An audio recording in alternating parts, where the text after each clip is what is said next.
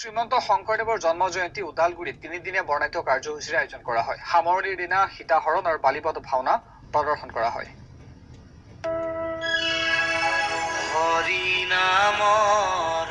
ভক্তিৰসত বিলীন হল ওদালগুৰি।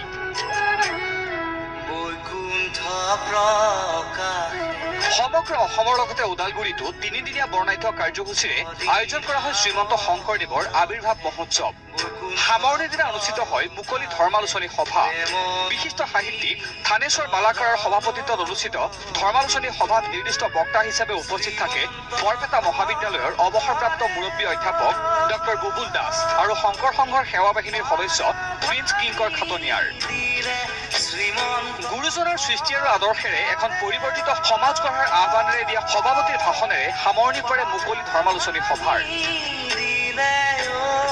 নিশালৈ সীতাহৰণ আৰু বালিপদ ভাওনাৰে সামৰণি পেলোৱা হয় আৱিৰ্ভাৱ মহোৎসৱৰ। ওদালগুৰি ব্যুৰ চিফ অখিল কলিতাৰ ৰিপৰ্ট, আছাম টক্স।